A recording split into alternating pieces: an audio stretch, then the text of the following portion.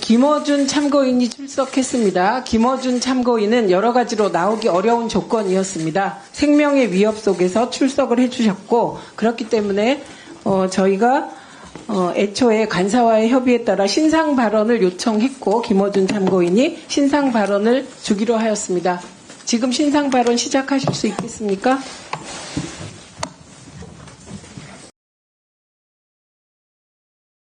어려운 조건이었습니다. 참고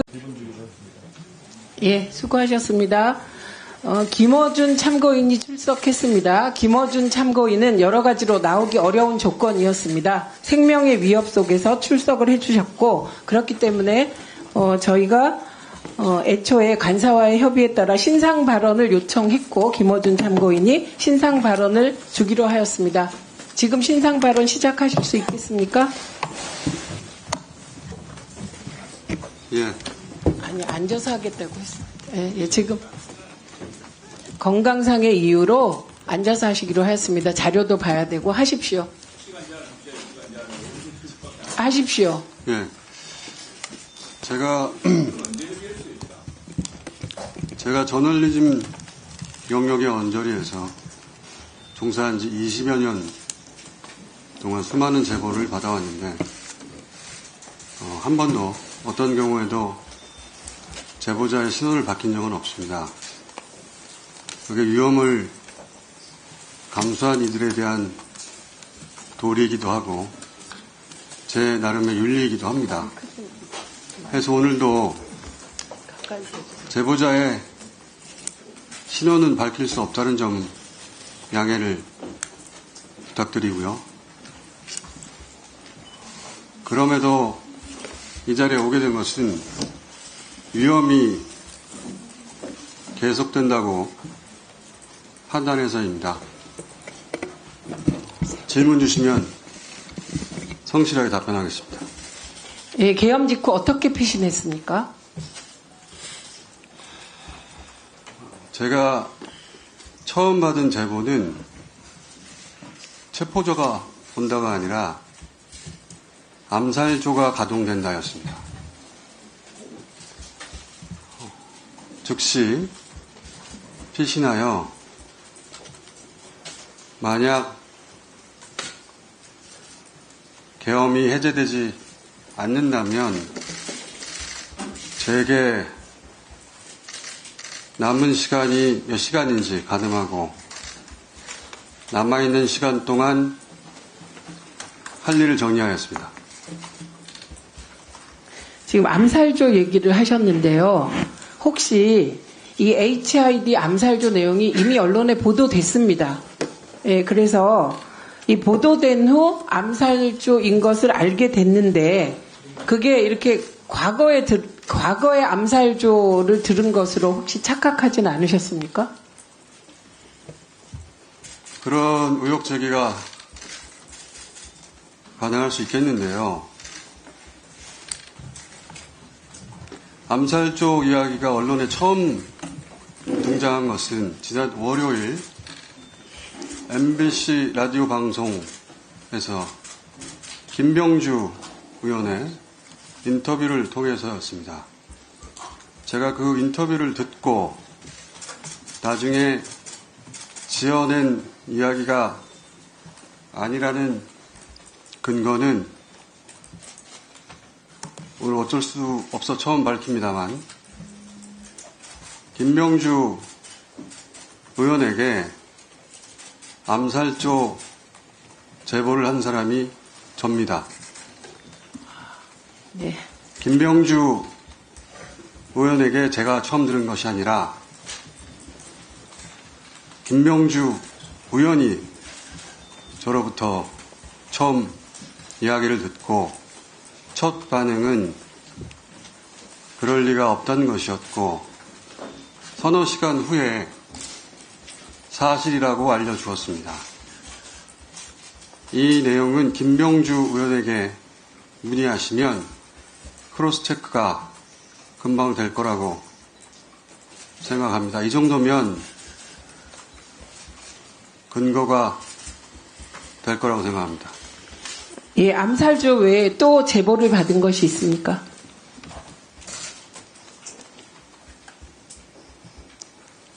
생화학 테러에 대한 제보를 받았고 역시 김명주 의원에게 전달하였고 그 공개 여부는 김명주 의원이 판단할 것으로 알고 있습니다. 그리고 암살 관련하여 이것은 중요한 내용이라 제가 메모를 좀 확인하겠습니다. 네.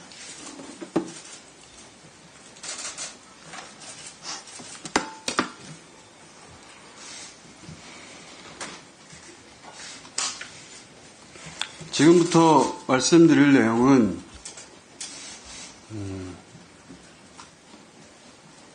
그 사실관계 전부를 다 확인한 것은 아니라고 전제하고 말씀드립니다.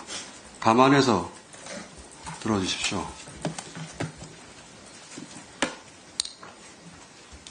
1. 체포되어 이송되는 한동훈을 사살한다.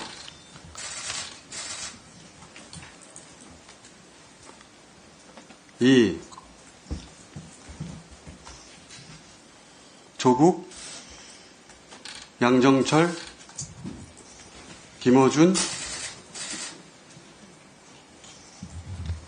체포되어 호송되는 부대를 습격하여 구출하는 침입을 하다 도주한다. 3. 특정 장소에 북한 군복을 매립한다. 4. 일정 시점 후에 군복을 발견하고 북한의 소행으로 발표한다.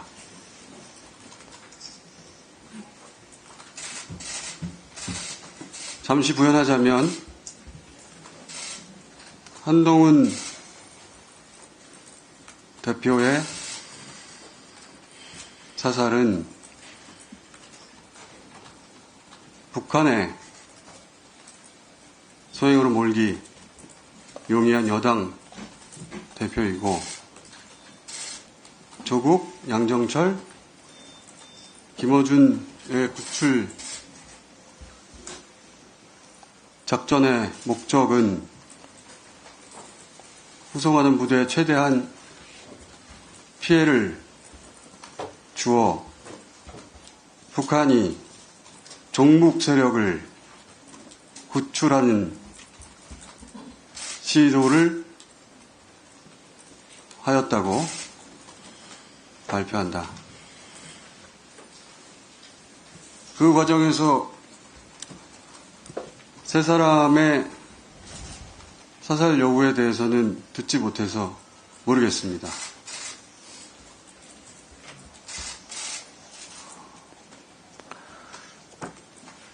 그 외에 더 있습니다. 네.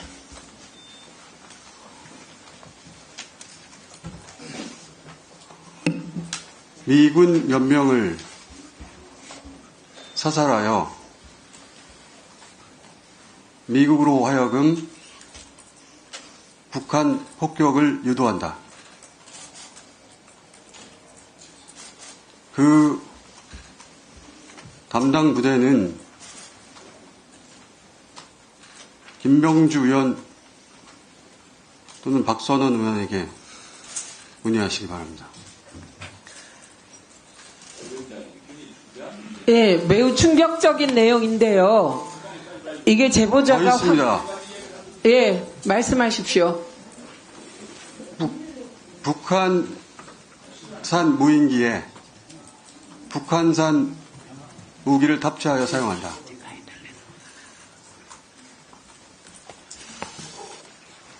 이 정도 하겠습니다. 예, 여전히 위험이 계속된다고 말하셨는데 그건 어떤 의미인가요? 우선 이 이야기가 워낙 황당한 소설 같은 이야기라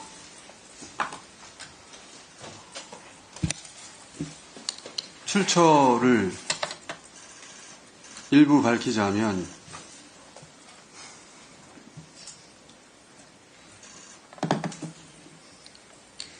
국내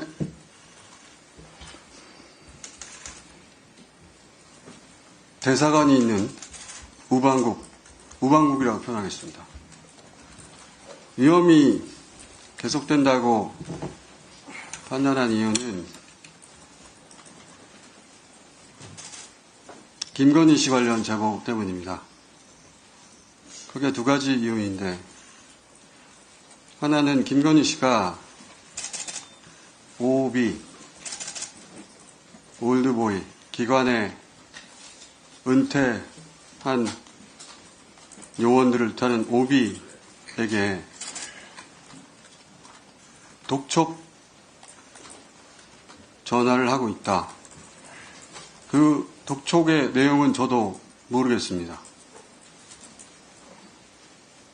불완전한 제보이기 때문에 평상시라면 저 혼자 알고 있었을 내용인데, 어제 윤석열 담화를 듣고 혹여라도 그 오비에 대한 독촉 전화가 사회질서 교란과 관련될 일일 가능성이 조금이라도 있다면, 더군다나 남편이 군 통수권자인 상황에서 그 어떤 위험도 감수해서는 안 된다는 생각에서 공개하는 바이고요. 혹시 더 두 말씀? 번째는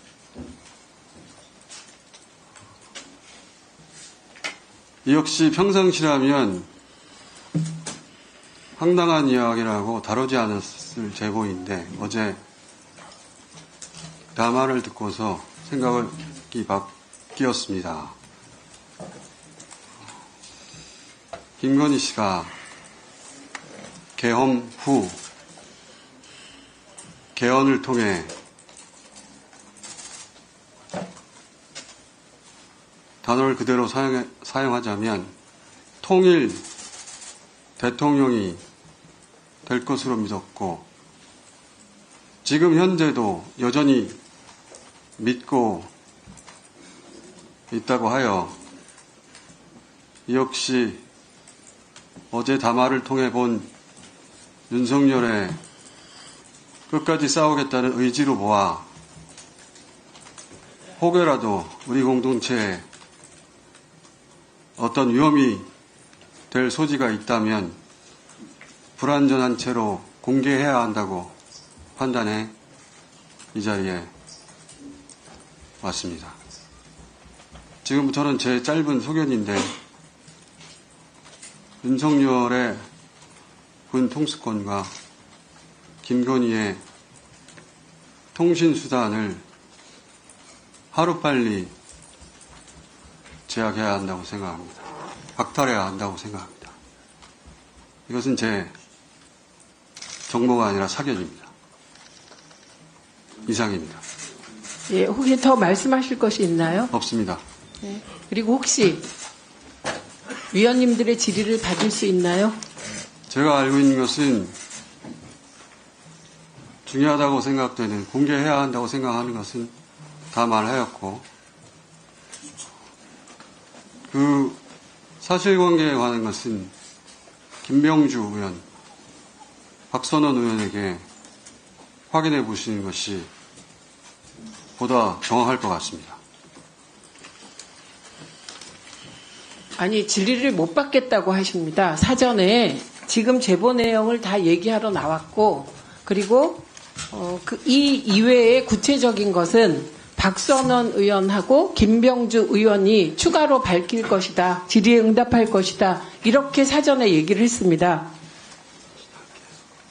제가 알 수 있는 것은 여기까지입니다. 그러니까 추가로 질의를 해도 답변할 내용이 지금 말씀하신 내용 외에는 없다는 것이죠? 없습니다. 네, 그래서 신변보호 요청했습니다. 예, 신변보호 요청했고, 사무총장이 하고 있습니다. 국회 사무총장이 하고 있습니다. 네, 이미 하고 있습니다. 예. 예, 그거는, 네. 네, 알아요. 지금 김어준 참고인의 경우는 공권력에 의해서 체포될 뻔한 상황이었습니다. 그렇기 때문에 신변 보호도 본인이 지금 하고 있는데 혹시 김어준 참고인이 공식적인 신변 보호 요청을 하실 생각이 있으십니까? 제가 알아서 하겠습니다. 네.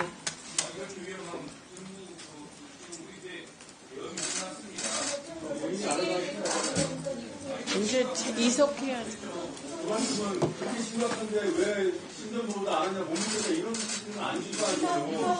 의원님, 그 의원님들, 간사께서 이석시키라고 합니다. 김영 간사께서 그 제안을 저는 받아들이려고 합니다. 예, 김어준 참고인은 이석하셔도 좋습니다.